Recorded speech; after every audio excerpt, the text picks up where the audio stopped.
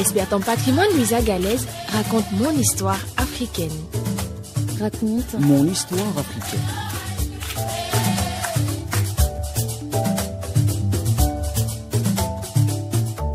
L'économie bleue désigne l'ensemble des activités économiques liées aux océans, les mers, les lacs, les rivières, les zones côtières.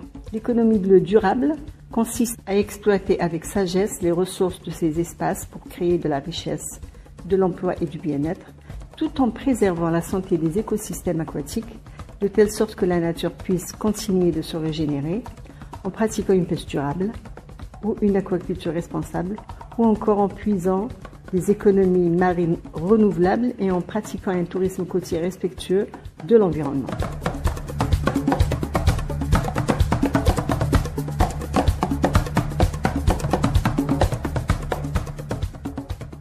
L'Afrique, bordée par 3 océans, la Méditerranée et la mer Rouge, est riche en ressources aquatiques. Elle représente un potentiel immense tant pour garantir la sécurité alimentaire de ses habitants que pour sa croissance économique.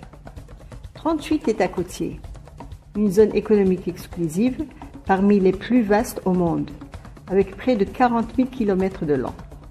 Entre plages, récifs coralliens, mangroves, en plus des lacs et des fleuves essentiels à la vie des populations, favorisant une pêche et une aquaculture vitales pour plus d'1,5 milliard d'Africains.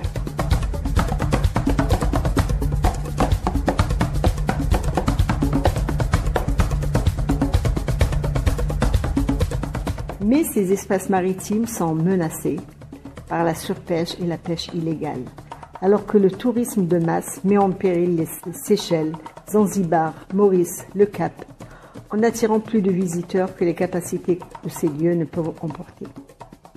En économie, le potentiel éolien offshore, l'énergie marimotrice et les biotechnologies marines sont surutilisées.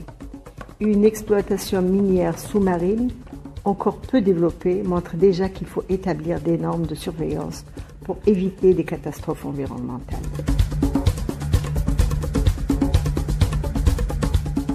Donc, une réglementation rigoureuse est nécessaire pour encadrer toutes les activités qui se déroulent en mer. Et c'est urgent. Les abus sont pour l'instant dénoncés par des ONG et quelques institutions en font un sujet d'étude par l'éducation maritime et la science océanique. Mais il faut des stratégies nationales et l'Union africaine, qui a intégré l'économie bleue dans son agenda, se doit de veiller à une application sérieuse des mesures décidées au niveau régional et international pour amorcer la protection de nos plages.